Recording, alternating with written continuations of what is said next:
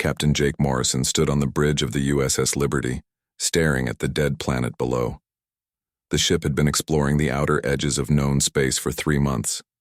So far, they had found nothing but empty worlds and floating rocks. "Captain, I'm picking up something strange," said Lisa Carter, the chief engineer. She was looking at her computer screen with a puzzled expression. "There are metal structures buried under the surface." Jake walked over to her station. The Liberty was a research ship, not a warship. Its job was to find new planets and study them. Jake had been doing this work for 10 years, but he had never seen readings like these. "How deep?" Jake asked. "About 50 feet down. The metal is unlike anything we've seen before. It's giving off a weird energy signature." Dr. Ryan Phillips, the team's alien expert, looked up from his own computer. "Captain, these readings don't match any known alien technology. This is something completely different." Jake made his decision quickly. "Prepare a landing team. Lisa, Ryan, you're with me. Let's see what's down there." An hour later, their small shuttle touched down on the planet's rocky surface. The air was thin but breathable.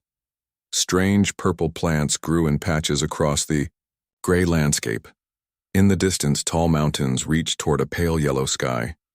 Lisa led them to the spot where her scans had detected the buried structures. She pulled out a portable drill and began cutting through the hard ground. After 20 minutes of work, she hit something solid. "There's definitely something here," she said, wiping sweat from her face. They dug for another hour before they broke through into an underground chamber. Jake shined his flashlight into the hole and saw smooth metal walls covered in strange symbols. "This place is huge," Ryan said as they climbed down into the chamber. "These symbols, I've never seen anything like them." The underground complex was massive. Room after room stretched out in all directions. The walls were made of a silver metal that seemed to glow with its own light. Strange machines sat silent in corners covered in dust. Lisa ran her scanner over one of the machines. "Captain, this technology is incredibly advanced. These power readings are off the charts." They walked deeper into the complex. In the central chamber, they found something that made them all stop and stare. Covering the walls were detailed blueprints and technical drawings. But these weren't just any blueprints. "These are ship designs," Jake said quietly. "Look at the size of this thing." The main blueprint showed a massive warship. It was 10 times larger than any ship humans had ever built. The weapon systems alone were bigger than most space stations. But what caught their attention were the technical specifications written alongside the drawings. "These power output numbers can't be right," Lisa said, studying the plans carefully. "This ship could destroy entire fleets with a single shot." Ryan was examining the symbols more closely. His face had gone pale. "Captain, I think I can read some of these symbols." "This isn't alien writing." "What do you mean?" Jake asked. "These symbols, they're human. Very old human writing, but human nonetheless." Ryan's voice was shaking. "According to these markings, this complex was built by humans over 2 million years ago." The three of them stood in stunned silence. Humans had only been in space for a few hundred years. The idea that their ancestors had built something like this millions of years ago was impossible. "That can't be right," Lisa said. "Humans were still living in caves 2 million years ago." "That's what we've always believed," Ryan replied. "But look at this evidence. These blueprints, this technology. It's all human in origin." Jake walked over to another set of blueprints. These showed weapon systems that seemed to bend space itself. Engines that could move faster than light without using any known physics. Shields that could make a ship completely invisible to all forms of detection. "If these plans are real," Jake said slowly, "then humans once had technology that makes our current ships look like toys." Lisa was downloading everything she could into her portable computer. "Captain, we need to take this information back to Earth immediately. This changes everything we know about human history." But as they worked to copy the ancient plans, none of them noticed the small device hidden in the corner of the chamber. It had been silently recording their presence and transmitting data across space to distant alien civilizations.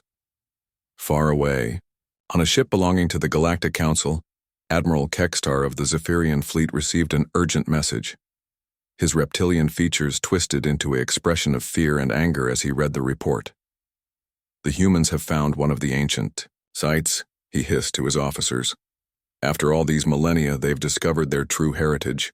The Admiral's clawed hands moved quickly over his control panel, sending coded messages to fleets across the galaxy. The message was simple but urgent. The humans are remembering. Prepare for war. Back on the planet, Jake and his team continued their work, unaware that their discovery had just set in motion events that would shake the entire galaxy. The blueprints they were copying contained the secrets to build the most powerful warship ever conceived. As they prepared to return to their ship, Ryan made one final discovery. Hidden behind a panel was a small data crystal. When he activated it, a holographic message appeared in the air before them. The hologram showed a human figure, but one that seemed more advanced somehow. The person's eyes held knowledge and power that seemed impossible. "If you are seeing this message," the hologram said, "then humanity has finally returned to reclaim its birthright. What you have found here is only the beginning. Use this knowledge wisely, for the galaxy will not welcome the return of its former masters." The message faded, leaving the three explorers staring at empty air. They had come looking for new planets. Instead, they had found proof that humans had once ruled the stars. Admiral Kate Sullivan stared at the holographic display showing the ancient blueprints. The secret meeting was taking place deep inside Earth's military headquarters. Only 5 people in the room knew about Captain Morrison's discovery. "This is impossible," said General Robert Hayes, shaking his head. "These power readings would require more energy than our entire solar system produces." Jake Morrison stood beside the display, his face serious. "General, we've tested the smaller components. Everything works exactly as the blueprints show. This technology is real." Lisa Carter activated another hologram. "Admiral, look at these engine designs. They don't use fuel like our ships do. Instead, they draw power directly from space itself." Kate Sullivan had been Earth's top admiral for 15 years. She had fought against alien pirates and defended human colonies across dozens of star systems. But nothing had prepared her for this moment. "If we build this ship," she said slowly, "we'll be violating every treaty we have with the Galactic Council." "The Galactic Council has been keeping us weak on purpose," Jake replied. "Think about it.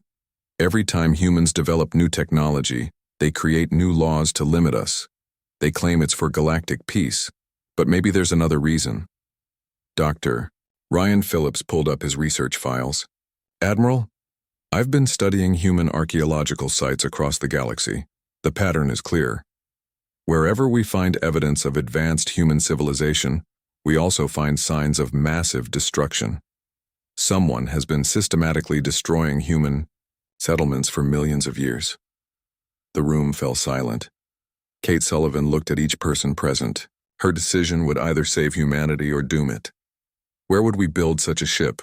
she asked finally. Lisa Carter smiled. "I know a place.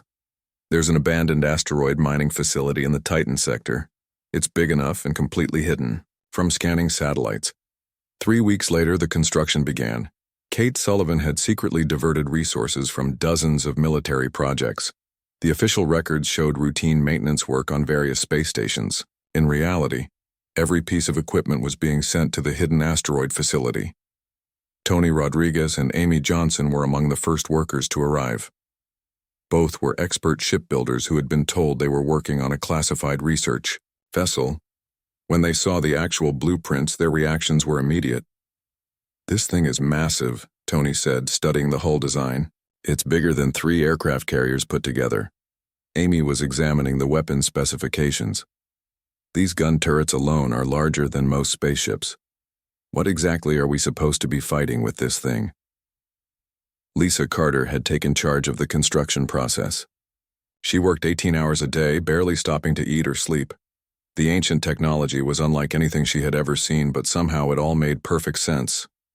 "The metal for the hull has to be grown, not manufactured," she explained to her team.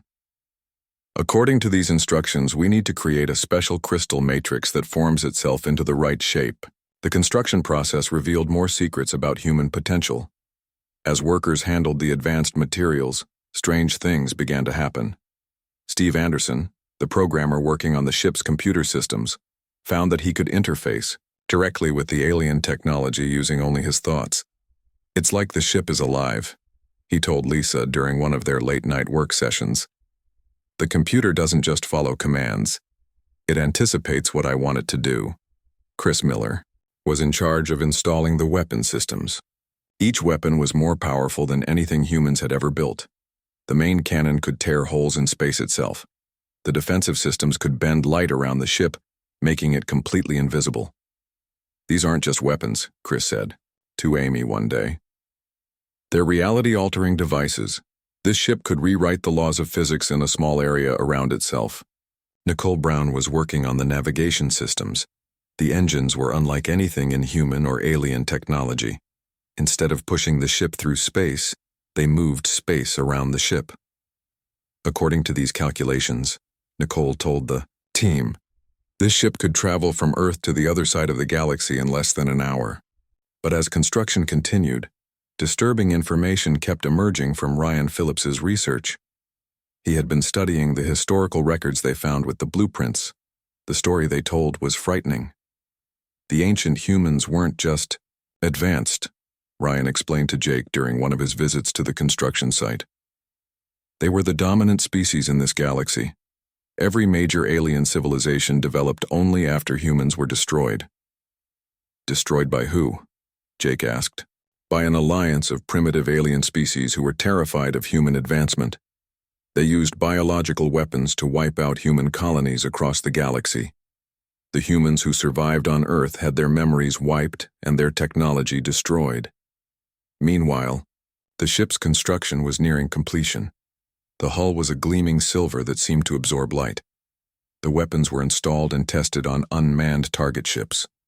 Each test revealed capabilities that terrified even the human builders. Steve Anderson's work on the ship's artificial intelligence had produced unexpected results.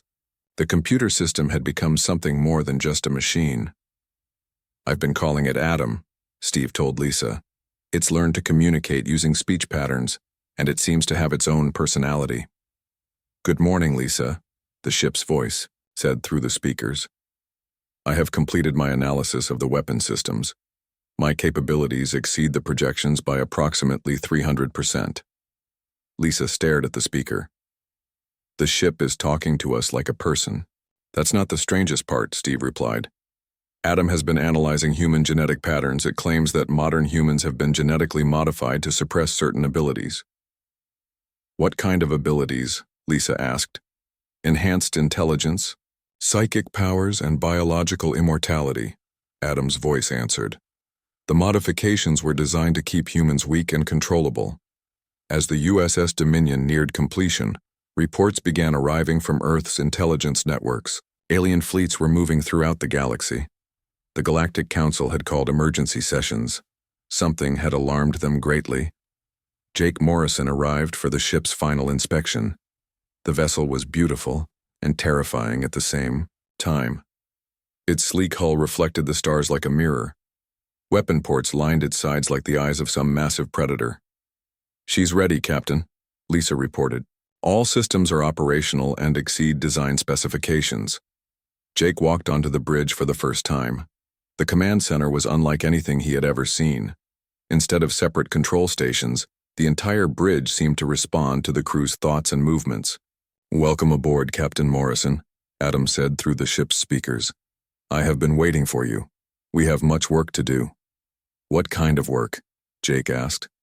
"The work of reclaiming humanity's place in the galaxy," Adam replied. "The other species fear us for good reason. We are about to remind them why." But even as the USS Dominion prepared for its first mission, alien scout ships were already moving toward Earth. The Galactic Council had detected the massive energy signatures from the hidden construction site. War was coming, whether humanity was ready or not. President Helen Carter stood in the main conference room of the Global Defense Center. Through the large windows, she could see alien ships hovering above Earth's major cities. The Galactic Council had arrived without warning, demanding immediate talks. "Madam President," said her aide, Ambassador Thyros of the Mantid Collective is requesting permission to address you directly. Helen nodded. She had been president for only 2 years, but she had always known this day might come. The aliens had been watching humanity closely ever since humans first reached the stars. Ambassador Thyros entered the room with 6 alien guards. The mantid looked like a giant insect, standing 8 feet tall on 4 legs. Its compound eyes reflected the light as it studied the human leaders present. President Carter, Thyros spoke through a translation device. We have detected construction of a forbidden vessel.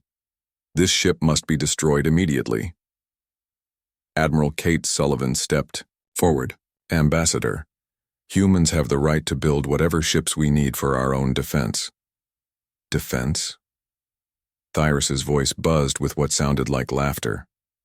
You have built a weapon of mass destruction. Your species has no understanding of what you have created. General Hayes activated a holographic display showing standard human warships. These are our most advanced vessels. I assure you, we pose no threat to galactic peace. You lie, Thyros said flatly. We know about the ship you call Dominion.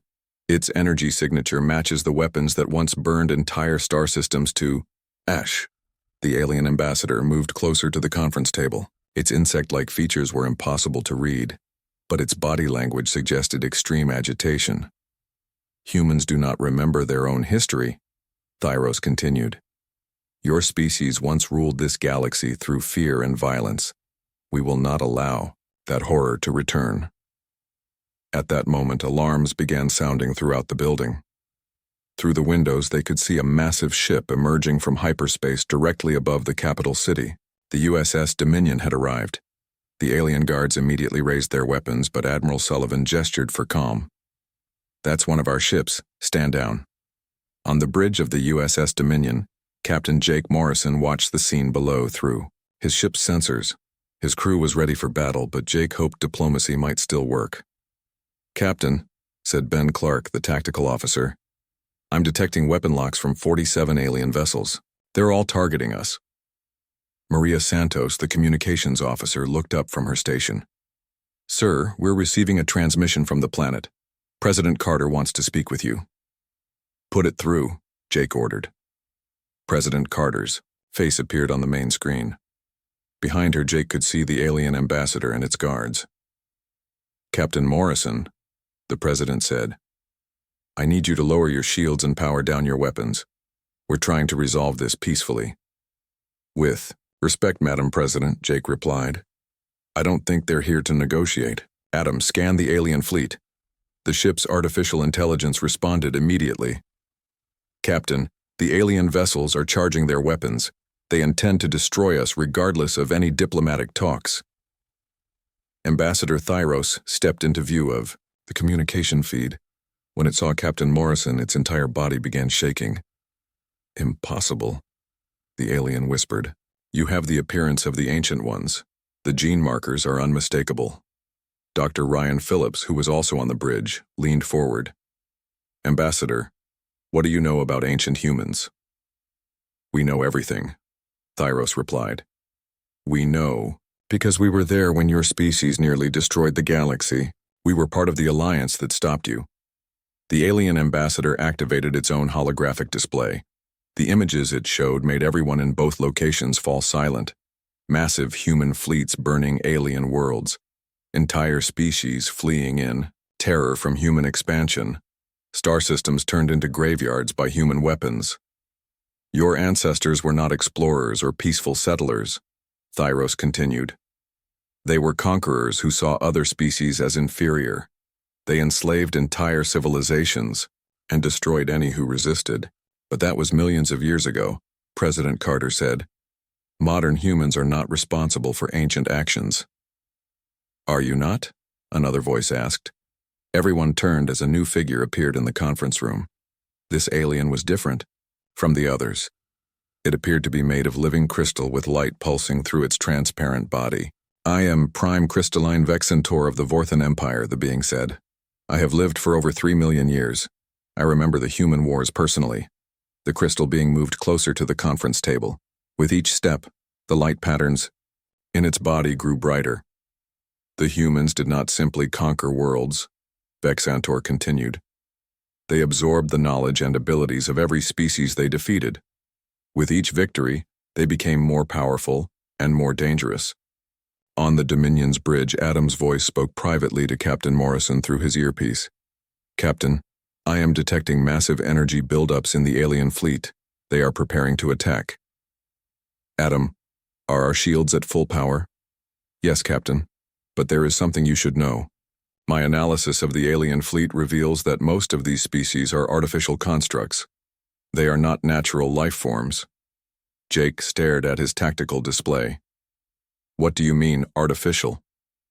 "They were created by a fourth-dimensional species to serve as galactic police. The real threat is not these alien fleets, it is their creators." Back in the conference room, Prime Crystalline Vexantor was continuing its history lesson. The final war lasted for 50,000 years. Every advanced species in the galaxy united against the human empire. We used biological weapons to destroy their ability to reproduce. We wiped their memories and scattered the survivors to primitive worlds. "You committed genocide," Admiral Sullivan said angrily. "We saved the galaxy," Thyros replied. "And we have spent millions of years ensuring that humanity could never again become a threat. That's why you limit our technology," President Carter realized. "Every treaty, every restriction, it's all been designed to keep us weak." "Exactly," Vexantor confirmed. "But now you have built a ship using the forbidden knowledge. The Dominion represents everything we have worked to prevent." Ambassador Thyros activated its communication device. "Fleet Commander, you are authorized to destroy the human vessel. Use maximum force." Above the planet, the alien fleet opened fire. Hundreds of energy beams and missiles streaked toward the USS Dominion. The humans watching from the planet expected to see their ship destroyed instantly. Instead, something impossible happened. The alien weapons simply disappeared when they hit the Dominion's shields. The massive ship didn't even shake from the impact. "Shield strength holding at 100%, Ben Clark reported with amazement. "Captain, they're not even scratching us." Jake Morrison activated the ship's communication system, broadcasting to both the planet and the alien fleet. "This is Captain Morrison of the USS Dominion," he said calmly. "We did not come here to fight. But if you insist on war, you will learn why your ancestors feared humanity." The ship's weapons powered up. Energy readings that defied all known physics began building in the Dominion's main cannons. The alien fleet, which had seemed so threatening moments before, suddenly looked very small and fragile. In the conference room below, Ambassador Thyros and Prime Crystalline Vexantor were staring at their tactical displays in horror. "The ship is drawing power directly from space-time itself," Vexantor whispered. "This is exactly what we feared. They have rebuilt the technology that once burned stars." President Carter looked at the alien leaders with new understanding. "You're not here to maintain peace. You're here because you're terrified." "Yes," Thyros admitted. "We are terrified, and you should be too. Once humans remember their true power, nothing in this galaxy will be able to stop them." Above them, the USS Dominion hung in space like a silver angel of death, its weapons charged and ready. The ancient human empire was beginning to awaken, and the galaxy would never be the same. Captain Jake Morrison stood on the bridge of the USS Dominion as his ship moved through hyperspace toward the Neptune system. The diplomatic talks on Earth had ended badly. The alien fleet had retreated, but not before declaring war on all of humanity. "Captain," said Communications Officer Maria Santos, "we're receiving reports from Earth Defense Command. 300 alien ships are gathering near Neptune. Fleet Commander Vexathor is demanding we surrender the Dominion." "They think 300 ships will be enough?" asked Ben Clark from his tactical station. "After what they saw at Earth?" Jake studied the tactical display. The alien fleet was massive by any normal standard. Ships from dozens of different species had joined together for this battle. But Jake had seen what his ship could do. "Adam," he said to the ship's artificial intelligence, "what's your assessment of the enemy fleet?"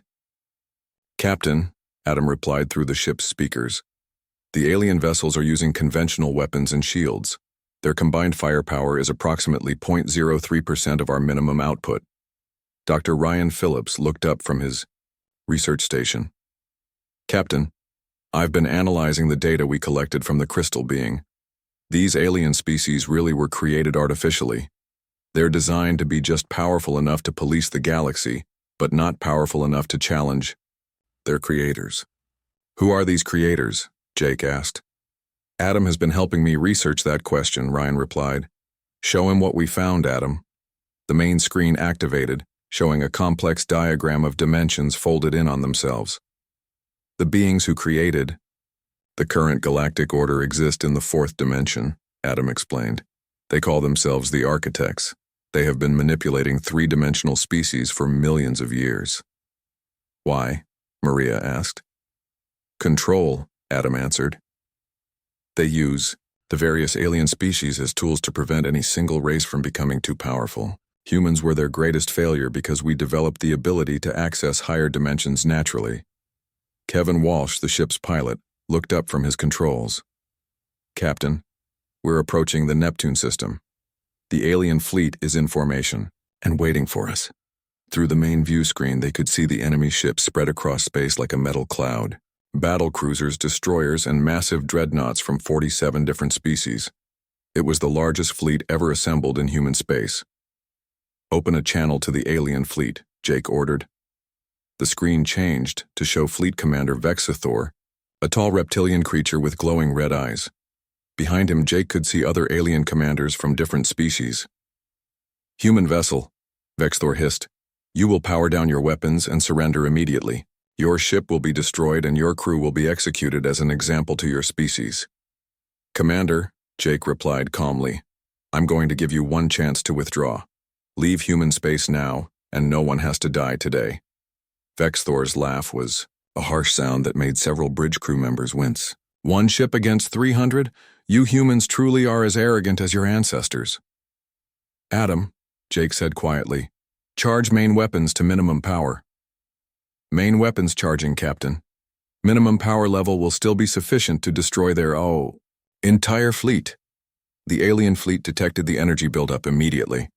Warning alarms began sounding on every enemy ship as their sensors registered power levels that shouldn't be possible. Impossible, Vexathor shouted. No single ship can generate that much energy. Last warning, Commander, Jake said. Withdraw now. All ships attack, Vexathor screamed. Destroy that vessel. The alien fleet opened fire with everything they had.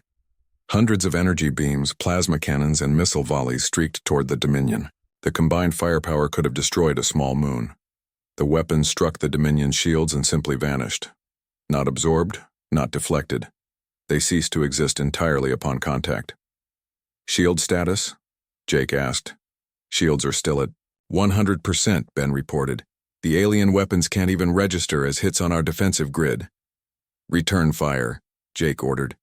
Single shot, wide dispersal pattern. The Dominion's main cannon fired once. The energy beam split into dozens of smaller beams, each one targeting a different alien ship.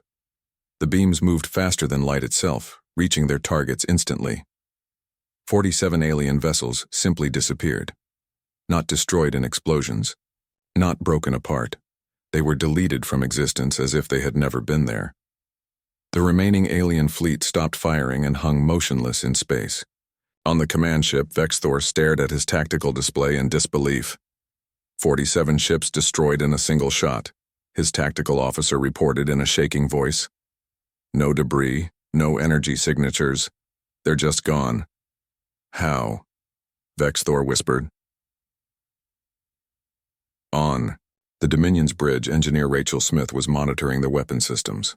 Captain, that shot used less than 1% of our total firepower. We could destroy their entire fleet 100 times over. Jake opened the communication channel again. Commander Vexathor, you've seen what one shot can do. I'm asking you again to withdraw. But Vexathor was no longer in command of his own actions. A new voice spoke through the communication system, deeper and more alien than any they had heard before. Human vessel, the voice said. This is Architect Prime speaking through the fleet commander. Your species will not be allowed to rise again. Remaining alien ships began moving in patterns that defied physics. They were being controlled directly by the fourth-dimensional beings. "Adam," Jake said, "are you detecting the architects?" "Yes, Captain. They are attempting to manifest in our dimension. The alien ships are being used as anchor points for their consciousness. Can we target them directly?" "Negative, Captain. But I have been analyzing their dimensional signatures. I believe we can disrupt their connection to this reality." The alien fleet opened fire again, but this time their weapons were different. The energy beams bent space around them, trying to reach the Dominion through higher dimensions. "Shields are holding," Ben reported, "but they're using some kind of dimensional attack." "Rachel," Jake called to the engineer, "can you modify our weapons to target their dimensional anchors?" "Already working on it, Captain," Rachel replied. "Adam is helping me reconfigure the targeting system."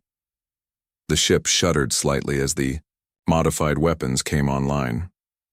"Dimensional disruptors ready," Rachel reported. "Fire," Jake ordered.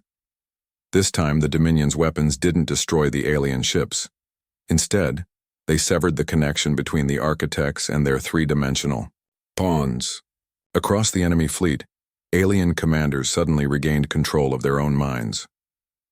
On Vexthor's ship, the reptilian commander blinked in confusion. "What? Where am I? What happened?" "Commander," his tactical officer said, "we're in human space. We were attacking a human vessel." Vexthor looked at his display and saw the massive human ship floating nearby. He also saw that over half his fleet was gone. "All ships retreat immediately," he ordered. "Do not engage the human vessel." The alien fleet jumped to hyperspace, leaving the Dominion alone in the Neptune system. But Jake knew this was only the beginning.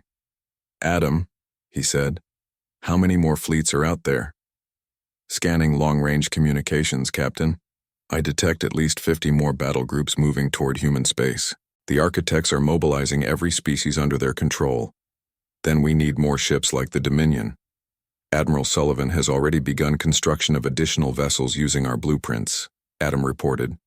"However, the architects will not allow us time to build a proper fleet." Jake looked at his crew. These people had just participated in the most one-sided battle in galactic history, but he could see they understood what it meant. "We're not just fighting for humanity anymore," he said. "We're fighting to free every species in the galaxy from the architect's control." "Captain," Maria reported. "Incoming message from Earth. Admiral Sullivan wants to speak with you." Admiral Sullivan's face appeared on the screen.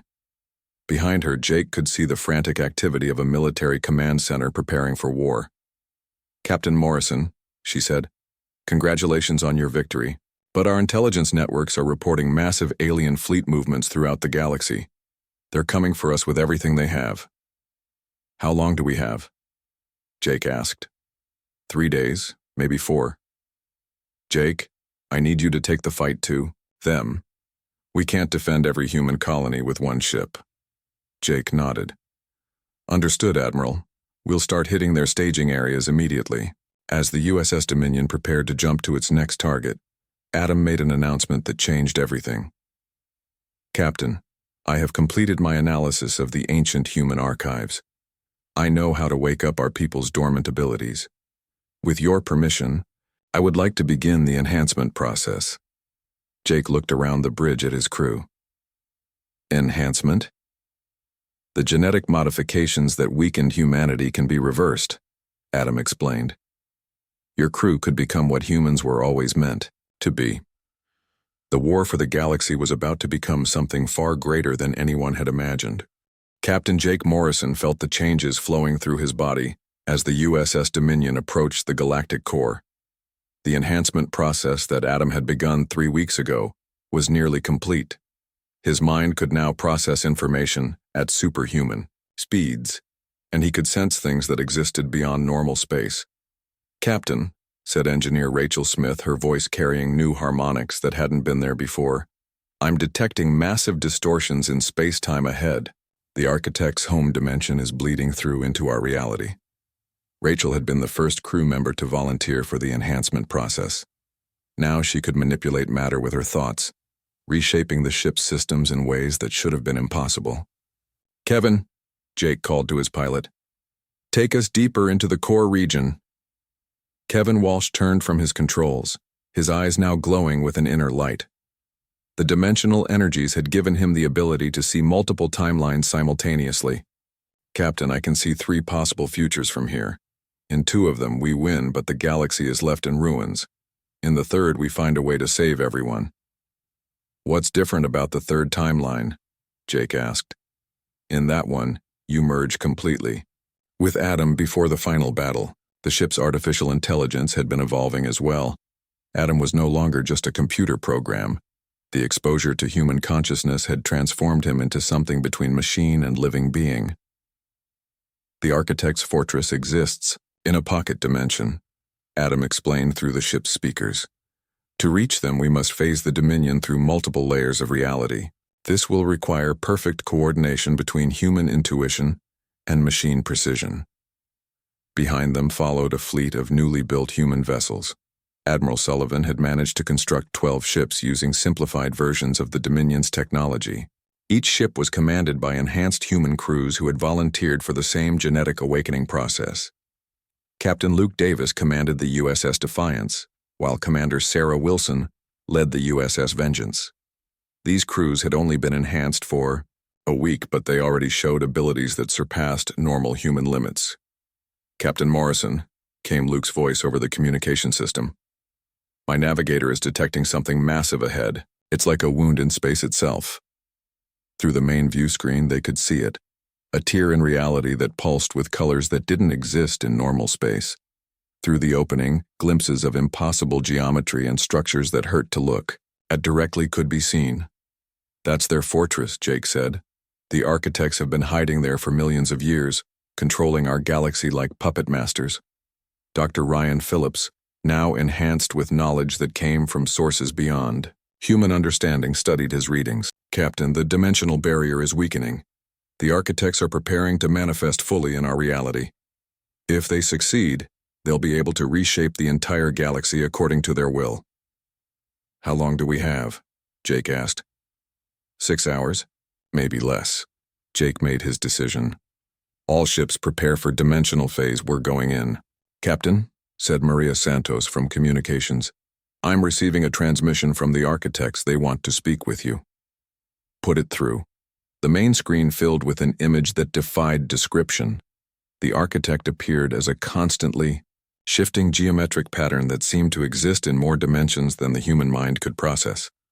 When it spoke, its voice came from everywhere at once. "Human Morrison," the being said, "you have exceeded all projections. Your species' ability to adapt and evolve continues to surprise us." "Why?" Jake asked. "Why did you suppress humanity? Why control the other species?" "Because chaos must be prevented," the architect replied. "Left to develop naturally, species create wars, destruction, and suffering. We provide order. We provide peace. You provide slavery," Jake shot back. "Every species in this galaxy has been held back from reaching their true potential." "Potential for what? Destruction like your ancestors caused?" The view screen changed to show historical images. Massive human fleets burning alien worlds, entire species fleeing in terror. But now, with his enhanced perception, Jake could see details that had been hidden before. Those aren't just conquest fleets, he realized. They're rescue ships. The humans weren't destroying those worlds. They were evacuating them. Adam's voice filled the bridge. "Captain, my analysis of the historical data confirms your observation.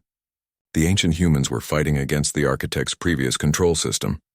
They were liberating species that had been enslaved for millions of years. The architect's form pulsed with what might have been anger. The humans of that era sought to overthrow the natural order. They developed technologies that threatened the stability of reality itself. Like the technology we're using now?"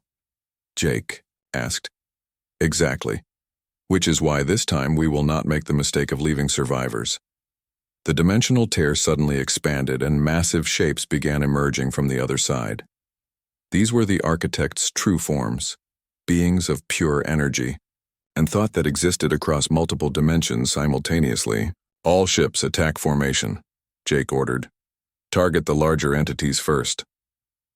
The human fleet opened fire with weapons that tore holes in space-time itself, but the architects simply absorbed the energy, growing stronger with each hit.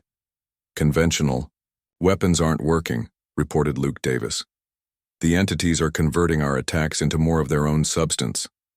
Adam, Jake said. It's time. Are you certain, Captain? The merging process is irreversible. Do it.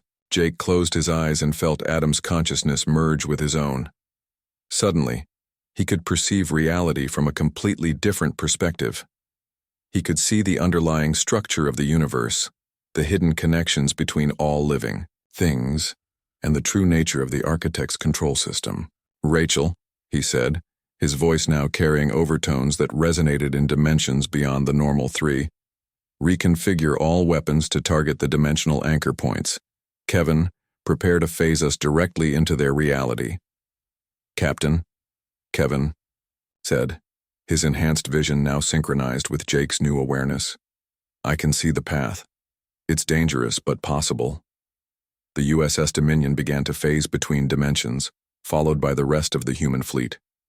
As they moved deeper into the architect's realm, the crew began to change even further.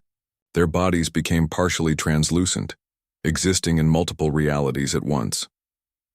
The final battle took place in a space where normal physics had no meaning.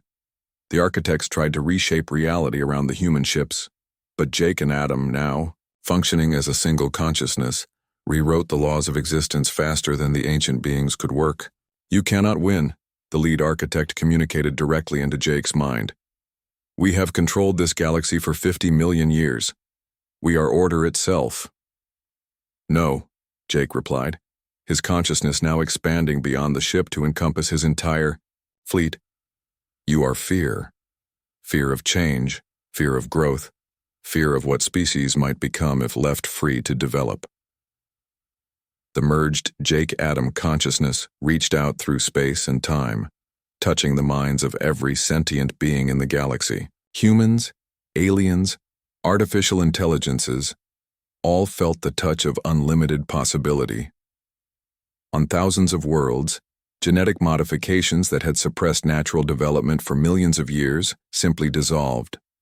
Species that had been held back from their true potential suddenly found themselves capable of things they had never imagined.